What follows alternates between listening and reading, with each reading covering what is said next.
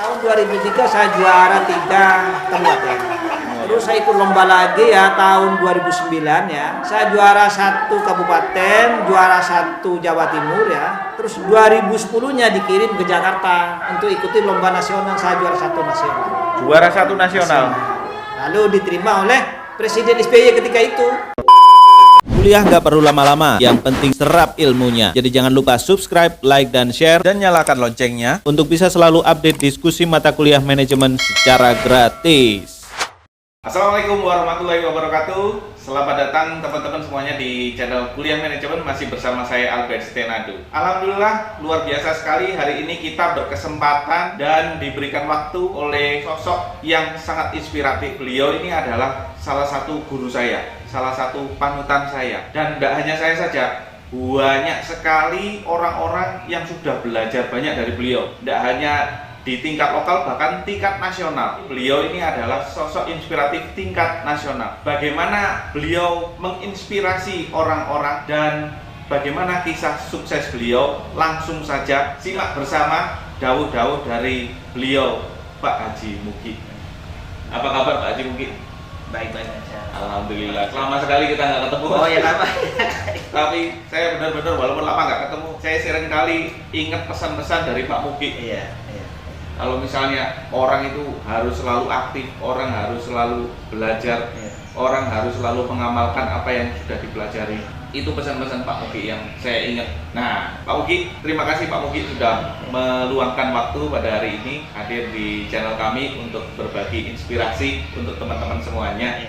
Boleh diceritakan Pak Mugi, sekarang perkembangan bisnisnya nih, era pandemi ini kok kayaknya banyak yang mengeluh bisnisnya kalang kabut apa segala macam. Kira-kira dari sisi bisnisnya Pak Mugi sendiri seperti apa Pak Mugi? Bisa diceritakan Pak Mugi?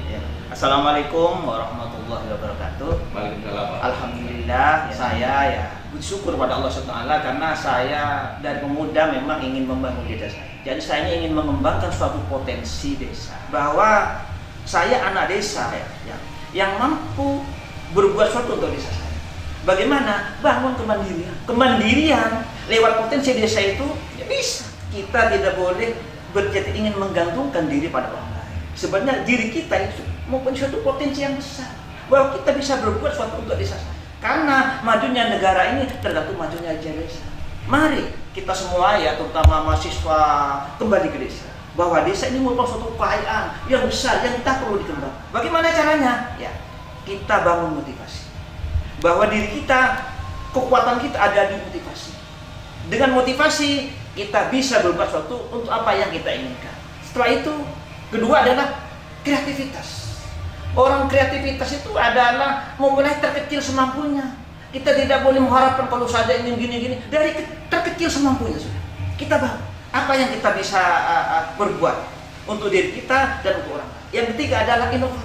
Kalau sudah kreatif, kita punya kreativitas, inovatif, kembangkan sesuai dengan perkembangan zaman. Kita belajar kemana-mana untuk mencapai sesuatu yang kita inginkan. Tidak ada sosok orang yang normal yang tidak ingin sukses, semuanya ingin sukses. Tapi kesuksesan itu harus diraih dengan suatu motivasi, kreativitas, dan inovasi. Setelah itu kita harus kritik. Orang kritik itu selalu mencari suatu kesalahan kita, mencari kelebihan orang lain. Berarti kritik bukan berarti nyari kejelekan Oh orang tidak, lain. tidak, bukan kritik. Ya. Nyari kelemahan kita Kelemahan sendiri kita dulu, apa? gitu ya. Oke, kritik. Kemampuan kita apa? Ya. Itu. Berarti Lalu kritik diri sendiri. kelebihan orang lain apa? Lalu kita kritik, bukan kritik soal menghujat orang, Ya. bukan. Kita di dunia usaha tidak seperti itu. Dunia usaha itu kritik itu adalah kritik terhadap diri kita sendiri. Apa kelemahan kita? Itu yang penting. Yang kepada orangnya dinamis, tidak pernah pelak. Jadi mempunyai suatu visi yang kuat untuk mencapai suatu cita-cita, bahwa saya bisa untuk melakukan sesuatu untuk diri kita sendiri dan mengharapkan pada diri saya sendiri ya untuk berkembang dan maju. Karena saya juga menjadi harapan orang lain. Betul. Jangan cuma mengharapkan orang lain. Gitu lah. Ya, saya kalau tidak bekerja di sini di instansi di gini tidak bisa hidup. Oh jangan. Jadi kalau bisa jadi harapan untuk orang lain. Untuk harapan orang lain. Apakah bisa? Kalau kita mulai bisa. Yang kelima, kita berdoa. Berdoa ya, karena doa itu mau suatu kekuatan ya, bahwa kita itu mempunyai suatu positive thinking terhadap diri kita, bahwa saya bisa. Jangan kita itu tidak mempunyai suatu positif thinking pada diri kita sendiri bahwa saya tidak bisa berbuat apa-apa. Kalau semua orang begitu, gimana nanti? Makanya saya lewat usaha saya ini, saya bicara ini kan ada bukti. Ya, betul. Ada bukti, kalau tidak ada bukti saya tidak bisa. Ya. Tidak akan saya berbuat kalau saya teori rendah, saya ini orang desa, punya bukti, dan usaha saya bisa ditiru oleh siapapun. Caranya kesini datang. Berarti orang niru usaha Pak Muki tidak apa-apa Pak ya? Boleh ya? Saya ini adalah usaha ini ya, saya bisa dikatakan orang sukses jika saya banyak mensukseskan orang. Nah, itu teman-teman, ini rahasia Iya, dari Pak Muki. iya.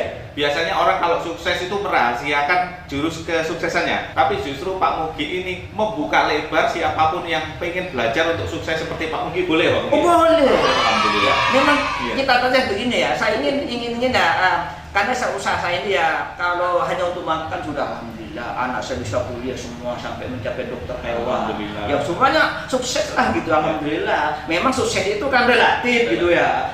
Bukan sukses itu bukan hanya banyak atau tidak, saya bisa mensukseskan orang lain. Wah, itu yang lebih Malah penting. saya banyak orang-orang di daerah lainnya lebih sukses dari saya. Tapi belajarnya ke saya alhamdulillah gitu loh. Iya, berarti saya punya kemampuan untuk mensukseskan orang lain. Iya. Kalau cuma saya sukses ya, tapi memonopoli orang lain tidak boleh sukses. Sukses juga. Cuma saya. Iya. Loh, saya ini penjajah. Oh, malah gitu ya. Pak? Penjajah dunia usaha saya. Sekarang ini bersifat kompetitif. Jadi kalau Ya. kita sukses melarang orang lain untuk sukses, berarti kita ini penjajah Pak ya? Penjajah kesuksesan. Kayaknya banyak yang kayak gini ya teman-teman. Kita ini adalah kompetitif, bersaing secara sehat. Jangan membatasi orang lain untuk maju. Ada pelajaran lagi dari Pak Muki berarti teman-teman. Teman-teman ada pilihan menjadi orang sukses yang menginspirasi orang lain atau menjadi orang sukses yang berperan bahkan justru seperti penjajah. Ayo pilih mana ya. Nah, kalau Pak Muki ini menginspirasi orang lain. Nah, sebisa mungkin nanti harapan depan kalau bangsa ingin maju berarti harus bisa menginspirasi banyak orang. Iya, tapi gini ya, kita inspirasi orang lain, kita harus punya bukti. Betul. Sebab kalau kita tidak punya bukti sekarang nih, zamannya sudah beda. Betul. Orang itu butuh fakta, Betul, Pak. butuh fakta, gitu ya. Jadi butuh kan gini ya. Kata orang Jawa pertama orang tuh niru gitu ya. Iya. Pertama harus niru. Setelah niru, terus mengembangkan. Mohon maaf Pak Muki. Meniru berarti mencontek Pak ya? Iya dulu, tidak bisa orang itu pertama tidak bisa karena lahir kita dalam keadaan bodoh ya. Kalau kita tidak punya suatu usaha apapun kita bodoh. Berarti Niru dulu. harus mencontek itu Iya. boleh berarti Pak ya? Boleh. Oh, boleh. Pertama gini ya, neteni kata. Niteni. Maaf ya saya tidak begitu bahasa. Iya, apa-apa, apa-apa. Neteni itu meneliti, Memperhatikan, melihat. memperhatikan, Iya. neteni ya. Setelah itu niru. Niru, Setelah itu mengembangkan yang lebih luas. Gitu. Itu. Tidak bisa yang namanya manusia itu ya kita itu ya langsung bisa, nggak bisa. Pertama niru, neteni, niru dan mengembangkan. Dari sana kita mulai. Ya, kita harus kita harus jangan cuma berdiam di rumah. Iya, betul. Begini ya, diri kita ini merupakan suatu potensi kekuatan oleh Allah yang mempunyai kekuatan untuk mampu berdiri sendiri. Tapi kalau kita berdiam diri, tidak reaktif. Reaktif itu reaksi dan aktif begitu Reaksi ya. dan Ke arah positif begitu ya. Maksud karena dengan COVID.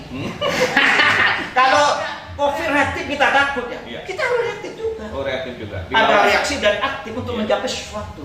Betul. Pergi kemana-mana, banyak belajar juga, banyak sharing gitu ya. Jangan berdiam diri. Orang yang paling sumpek itu ya, orang yang nganggur yang tidak punya usaha. Itu yang paling sumpek gitu. Sungguhan Pak. Iya, mampu banget saya. Ya harus kita. Sekarang zamannya sudah ya, lihat di YouTube di mana-mana kita bisa belajar. Kalau gitu kita datangi siapa yang bisa saya. Iya. Harus sana. Jadi ke depan ini gitu ya, untuk para penganggur itu jangan sampai nganggur. Jangan sampai nganggur Pak. Iya. Iya. Berarti kalau nganggur kita begini, saya ingin usaha di mana usaha itu ya langsung jadi gitu. Tidak bisa. Nggak bisa Pak. Tidak bisa. Harus ada prosesnya Pak. Iya, kalau kita bukan seorang anaknya pengusaha, kecuali anak seorang pengusaha, orang yang sukses sudah bapak saya sukses, jadi saya cuma mendapat warisan sukses. Tapi kalau kita tidak ada warisan sukses, mulai dari nol, ya dimulai, tidak bisa. Nah, yang menarik nih Pak Buki tentang yang tadi Pak Buki sampaikan tentang bukti. Saya dengar-dengar nih, kalau pengusaha, apalagi zaman Covid nih Pak Buki ya, itu banyak yang tutup gara-gara pasarnya itu lagi lesu. Bukan hanya lesu, ini ngedrop. Ya. Tapi malah dengar-dengar Pak Muki ini bukannya pasarnya lesu, tapi malah pasarnya yang antri nih Pak Muki. Begini Nah, ya, gimana ceritanya Pak? Menurut saya usaha yang paling menguntungkan bagi orang banyak, Ya. pertama adalah usaha pangan.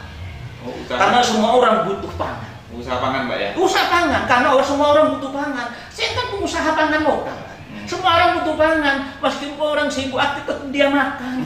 Itu kan, iya butuh pangan dia. Jadi pangannya tetap dibutuhkan. Selama barang ini dibutuhkan orang banyak, maka usaha tetap jalan.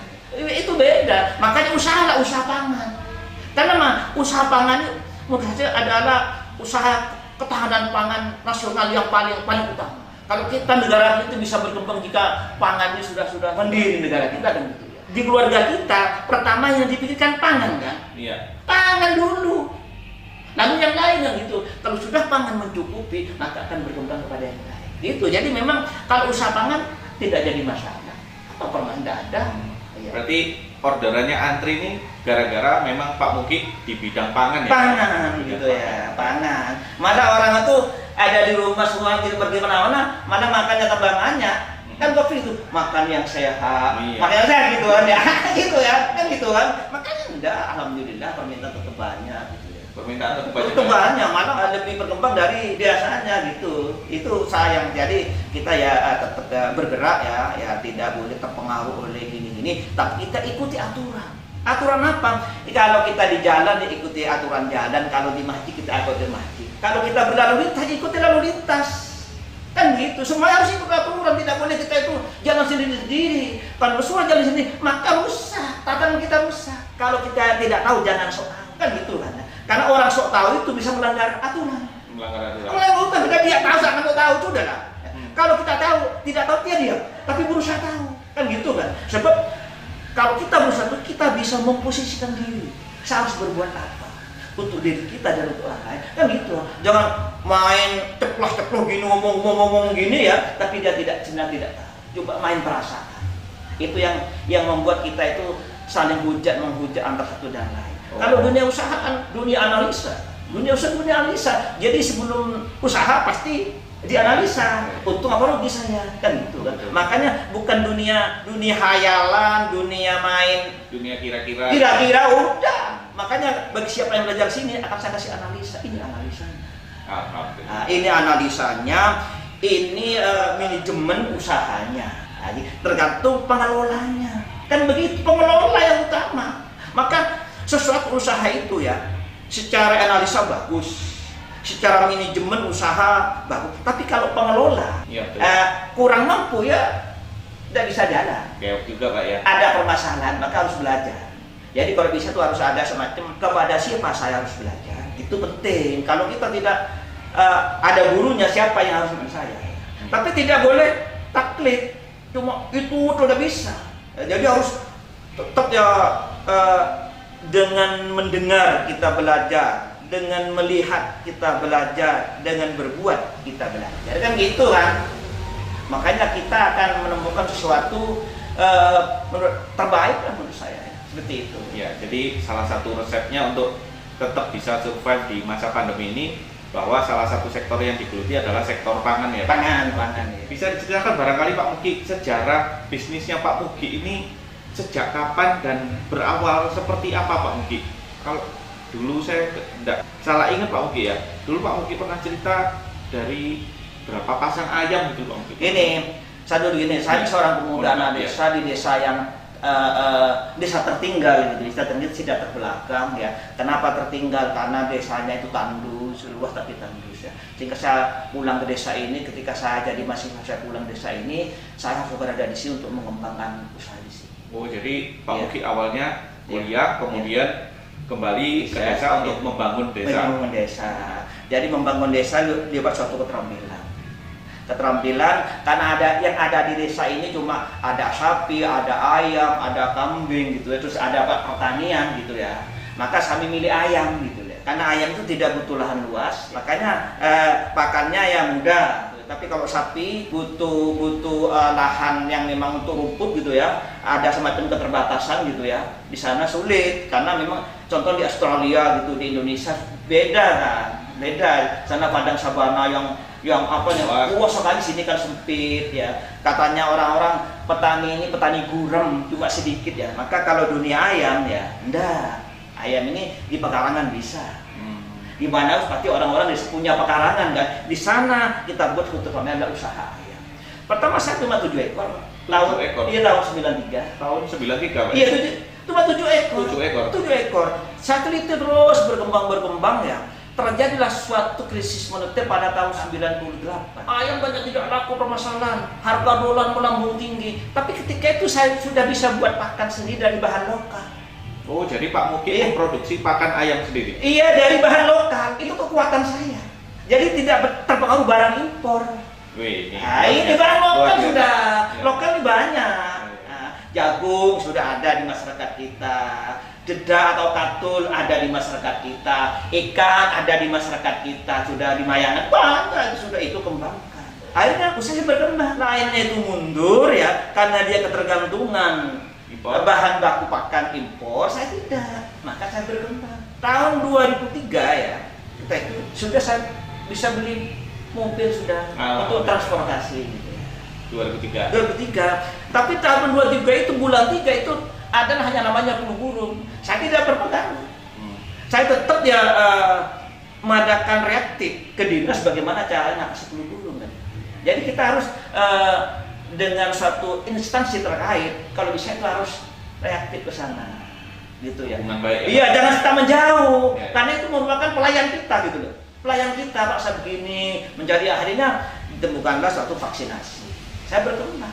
Tahun 2006 saya bisa membangun rumah ini. 2006 ini. 2006.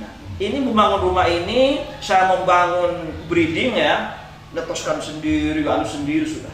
Breeding itu menetaskan sendiri dari telur, Pak? Iya, ada breeding, ada hatcher, ada setter terus. Jadi dari hilir sampai hulu sudah ada usaha saya. Sudah ditangani semua. Sudah ditangani semua. Jadi mulai bertelur Iya. jadi ayam, menetas, Iya. menetas dikasih makan dari produksi sendiri. Iya, iya. Terus nanti ayamnya dijual. Dijual orang begini, orang pasti tertarik kalau saya menjual satu produk ada jaminan keuntungan. Saya jamin keuntungan orang itu. Oh, Bukan hanya jual barang, enggak.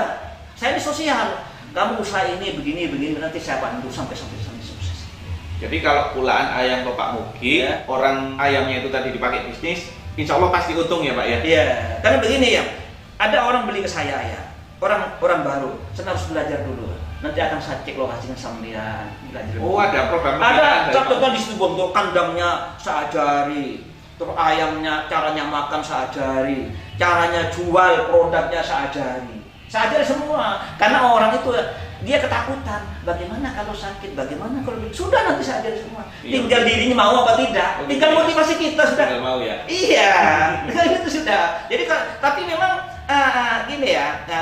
Yang paling sulit pada diri kita mengendalikan dirinya sendiri, disesuaikan dengan kebutuhan usaha. Ya ini yang sulit. Ya, saya memberi motivasi gitu ya.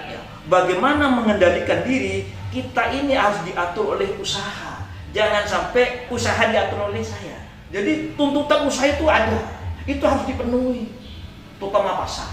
Makanya saya di dalam pasar ini ya ada 3 perang yang harus kita bangun. Pertama adalah perang harga, perang kualitas, dan perang pelayanan. Oh, jadi perang harga itu sah-sah saja Pak? Iya, perang harga, Perang kualitas, dan perang pelayanan. perang pelayanan. Perang pelayanan. Oke. Ini harus kita garap ini. Tidak boleh kita cuma menunggu orang datang beli, tidak. Nah, itu yang kita ada jurus-jurusnya sendiri. Nah, kita harus sabar menghadapi suatu permasalahan. Bagaimana karakter orang, bagaimana keinginan orang. Jadi kalau kita khawatir saya Pak, takut gagal, saya makan apa? Ini jangan begitu. Betul. Iya, ini merupakan kendala dari perkembangan usaha kita. Sudah. Iya. Jadi kalau misalnya teman-teman pengen belajar bisnis kepada Pak Muki, beliaunya ini bersedia untuk membimbing dari awal sampai produktif gitu ya kira-kira Pak Muki. Iya. Nah, menurut gambaran Pak Muki, potensi pasar dari Nyon Sewu menikah Pak, sektor ayam ini masih seberapa besar atau Bagus, tetap bagus. Kenapa ya? Kalau dulu orang desa makan daging ayam dan telur ayam itu masih penghasilnya masih kecil, itu jarang. Tapi sekarang ya semakin bertambah penduduk, semakin ngerti orang tentang kebutuhan gizi, maka orang desa pun sekarang butuh daging ayam dan telur ayam. Bukan cuma kalau dulu kalau bukan orang kota tidak makan telur dan daging ayam. Sekarang enggak. Orang desa itu butuh daging ayam dan telur ayam. Penduduk kita bertambah, maka tuntutan kebutuhan daging dan telur ayam juga bertambah. Nah, makanya teman-teman ya, carilah usaha di mana barang-barangnya usaha itu, produknya hampir dibutuhkan semua orang. Tapi tidak semua orang bisa berbuat itu. Nah, itu penting. itu penting. Jadi kalau mau bikin usaha, cari banyaknya kebutuhan dulu, tapi sedikit yang bermain di pasar itu gitu. Pasar maksudnya. itu Ya. di tingkat ayam sedikit, tapi orang banyak, orang desa ternak ayam, mulai nenek moyang kita orang desa ternak ayam, tapi tidak menggunakan teknologi. Cuma diumbar lepas saja, makan cari sendiri, pulang sendiri, kan ya kan? Iya. Nggak bisa itu dikembangkan. Kita secara intensif pakai teknologi, dianalisa berapa pakannya ayam, berapa hasil produknya, kan gitu. Insya Allah bisa. Seperti itu. Jadi jangan kita itu ya menyerah terhadap suatu permasalahan. Kita cari suatu solusi kalau kita itu tidak punya suatu terobosan dunia usaha. Kepada siapa? Kepada seorang pengusaha. Jadi ya, Kalau ingin sukses di usaha, maka ya carilah orang sukses usaha. Gitu.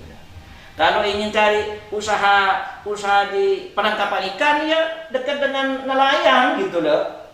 Kan ya kan? Jangan jauh-jauh dari nelayan. Tapi kalau kita ingin sukses di ayam, jangan jauh-jauh dari orang pengusaha ayam. Seperti itu. Menurut saya seperti itu. Oke. Ya. Kalau boleh tahu nih Pak Mugi, ini selama ini sudah berapa orang binaan Pak Mugi ini? Masih ingat atau masih bisa dihitung atau gimana? Ini saya ini ya kemana-mana sudah ya. Jadi saya ini ya pernah saya jadi narasumber di Bali, di Lombok, di Palembang. Pernah di mana-mana saya dipanggil ya menjadi narasumber suatu penggerak motivasi bagaimana orang bisa mandiri dan berkembang di mana-mana. Terus masalah mitra-mitra saya ya dari Tuban sampai Banyuwangi, se-Jawa Timur ada gitu ya. Terus kalau orang mengapa usahanya sampai tidak berkembang besar, tidak miliaran gitu ya. Arahnya bukan ke sana. Tapi membangun usaha kecil ya di pedesaan. Kadang-kadang saya berpikir saya tidak boleh menjadi orang besar karena takut tidak ingat orang kecil. Kan gitu. Kenapa? Karena setiap suatu komunitas itu sama. Jadi kita belajar pada alam. Ya, bahwa yang namanya burung perkutut akan bersama dengan burung perkutut. Tidak mungkin perkutut bergaul dengan elang. Ya, tidak mungkin. Makanya kita itu kalau ingin maju bersama harus bersama komunitasnya. Jadi kita itu merasa tidak ada perbedaan. Ya. Makanya saya kalau sudah besar silahkan bergabung dengan orang besar. Tapi saya memang usaha seperti ini, usaha di desa ya. Tapi usaha saya dari dulu sampai dulu itu ada. Ada semuanya ada. Kalau ingin besar silahkan. Kita cuma tinggal mengembangkan. Usaha ini saya kira menjadi suatu prospek yang besar.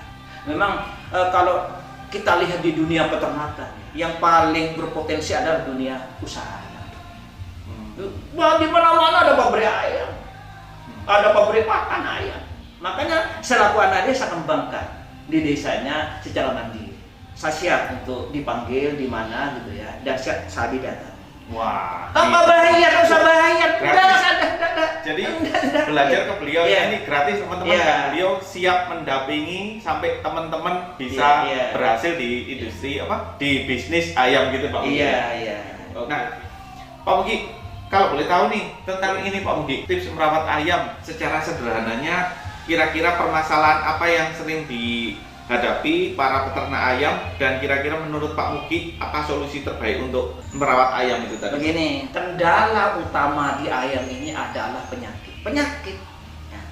Kalau usaha kami sudah ada semuanya bagaimana ya tindakan preventif untuk mengatasi penyakit, bukan kuratif, tapi preventif. Jadi mencegah sebelum sakit itu terbaik. Mencegah dulu ya. Kita harus tahu penyakit apa aja yang ada di ayam. Terus bagaimana solusinya? Terus apa penyebabnya penyakit ini? Itulah. Itu yang paling penting. Nanti nggak saya ajarin. Gitu. Oh, jadi macam-macam banyak penyakitnya Pak ya? Iya itu. Ya kita itu bisa. Yang penting kita tahu ini penyebabnya. Terus kelemahannya apa? Oh ini kelemahannya gitu. Oke. Kita kesana. Nanti akan saya ajarin semua gitu loh. Iya. Jadi permasalahan ayam termasuk penyakit yang paling utama ya Pak ya? Penyakit. Itu banyak sekali. Jadi kalau misalnya diceritain di sesi ini kayaknya besok pagi masih belum selesai. Iya. Nggak apa-apa, teman-teman kalau pengen tahu lebih jauh, monggo sowan langsung ke Pak Mugi ya. Baik, mohon izin Pak Ugi, mari kita boleh lihat Pak ya. Oke. Ini teman-teman ya, ini adalah mesin penetas buatan sendiri. Ini mesin Sangat penetas. sederhana, bisa digarap. Jadi pemanasnya pakai apa? Pakai ini. Ini pemanasnya pakai namanya elemennya Magicom untuk pemanas. Oh, ini pemanasnya Magicom. Iya, dirangkai di sini. Jadi murah. Caranya buat seperti ini kalau kita buat sendiri dengan kapasitas 1.800 ya. Satu lemari. Ini jadi keluarannya ayam bisa 1.300, 1.200. Oh, dari Ayam 1.800. keluarnya DOC. Jadi kita buat sendiri, nanti saya ajari gitu loh. Bagaimana cara membuat. Ya. Kalau kita beli produk-produk yang memang mahal memang. Ini dirangkai dari bahan baku lokal. Tapi produktivitasnya bagus. Ya, Tidak ya. kalah dengan yang luar negeri itu. Ini kemampuan bisa 75 sampai 80%. Keberhasilannya Pak Keberhasilannya ya? semuanya Iya, iya. seperti itu gitu. Ini. Kita buat sendiri sudah. Mohon maaf, ini- Trik-triknya ya kita biasa aja sih. Ini jenis ayam apa ini Pak? Ini ayam kampung Arab ini. Ayam kampung Ayam. Arab. Ayam. Ayam buras, ayam kampung. Tapi jenisnya Arab. Jenis Arab Pak ya. Oke. Ya, ini. Wah, ini satu lemari 1.800 ya Pak ya. 600. Ini berapa hari sejak ditaruh Sama telurnya? 21 hari. Oh, 21 hari menetas. Iya, Ini dibuka enggak apa-apa Pak? Enggak apa-apa. Ini 1.800 telur ini dari berapa indukan Pak? Jadi begini, ini kan per 5 hari masuk kan. Bukan hanya di sini di Mitra ada ya, di sini ada 3 lokasi ya. Jadi per 3 hari itu masuk. Masuk telur. Masuk telur ini contohnya ini ya. Ini telurnya berada di sini ini ya. Ini AC untuk ini ya. Ini AC untuk pendingin telur. Kenapa harus didinginkan Pak? Karena begini, kenapa harus didinginkan ya? Telur yang sudah infertil terbuahi oleh sel gitu ya, dengan suhu di atas 30 akan berkembang. Itulah.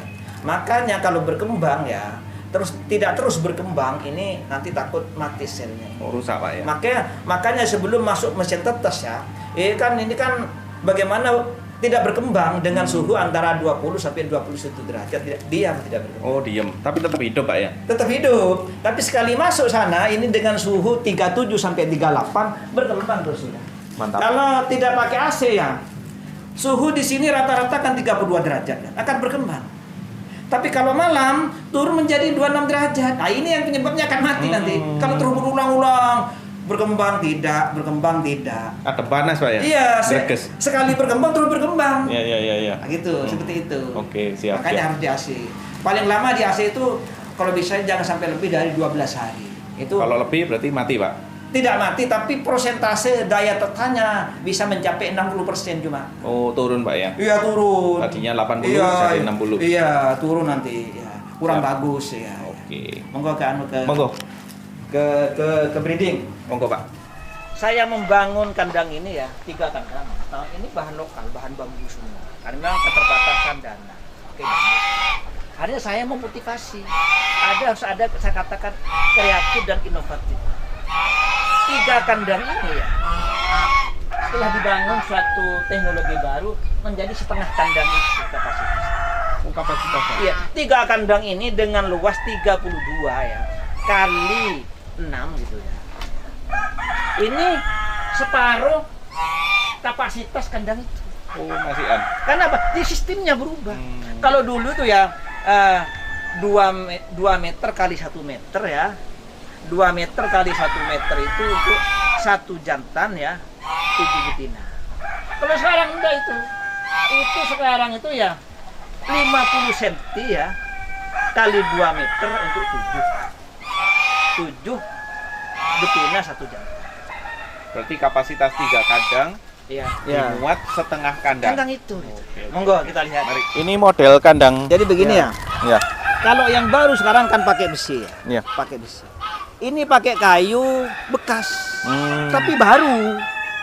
Bekas pabrik kayu surtiran ini. Surtiran betul. Ini kalau dari besi itu ya harganya bisa mencapai 350 per 1 unit begini. Per satu ini. Karena sekarang itu per kilonya itu 20.000. Kan kiloan kalau pakai Besi. besi. Tapi kalau ini cuma 70.000. Wah, Tapi dari kayu, tapi awet ini juga. 70.000 berarti seperempat harga. Iya. Contohnya mari kita. Oke, ayo. Ini namanya breeding ini. Ini lagi perkawinan. Iya. Nah, ini lagi perkawinan, teman-teman. Iya. Ini kawinnya 1 jago, 7 babon, teman-teman. Ini jadi ini kan sistem bakteri ya. Terus ini mengapa sih? Ini cadangan. Jadi ada jantan yang cadangan. Takut sakit gitu ya. Ini dikeluarkan saja. Ini namanya kandang-kandang bakteri. Kandang sel gitu, Pak ya. Iya. 3 fase. Pertama starter ya, starter. Ayam itu ada 3 fase. Pertama starter ya. Starter itu dari umur 1 hari sampai 2 bulan. Dari telur menetas. Iya, itu namanya starter. Terus ada grower. Grower itu dari 2 bulan sampai 4 bulan. Terus ada layer. Layer itu 4 bulan ke atas sudah. Itu fasenya. Makanya masa ayam itu produktif ya. Produktif dari lahir itu sampai manupus gitu ya. Itu 2 tahun. Oh, 2 tahun masa Rata-rata produktif 2 untuk tahun. bisa bertelur, Pak ya. Iya, 2 tahun. Jadi ayam itu umur 4 bulan setengah itu mulai bertelur sudah. 4 bulan setengah mulai bertelur sudah. Nanti setelah 24 bulan ya sudah rata-rata seperti itu. Jadi ya kalau jaminan pakan itu standar. Tapi kalau pakan tidak standar ya tidak bisa. Iya. Iya, harus tahu tentang nutrisi. Bagaimana kebutuhan nutrisi ayam itu harus dipenuhi. Nggak asal ngasih makan berarti, Pak ya? Bunda, disesuaikan dengan kebutuhan ayam. Biar pakan itu tidak rugi gitu loh. Berapa butuh energinya, berapa butuh proteinnya, berapa butuh kalsium fosfornya, berapa butuh serat kasarnya. Kan gitu kan. Jadi nggak boleh kekurangan nutrisi, Oh, nggak tapi boleh. juga kalau kelebihan petaninya yang rugi, Pak ya. Oke, Iya. kelebihan terbuang Iya, gitu iya. lah. Maka itu harus penting seperti itu. Gitu. Nanti kan saya ajari gimana. Oh, nanti diajari juga, Pak? Diajari semua. Wah, Jagung istimewa, itu teman-teman. berapa nutrisinya, bekat itu berapa nutrisinya, semuanya. Itu nanti Ada perhitungannya. saya ajari caranya menghitung bagaimana Wih. gitu lah. Oh iya, Pak. Kalau malam ini nih mereka kawin.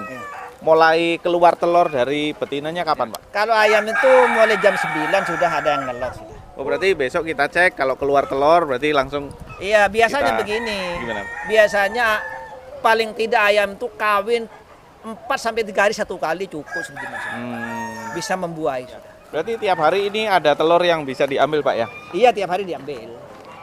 Kita lihat pakannya, teman-teman.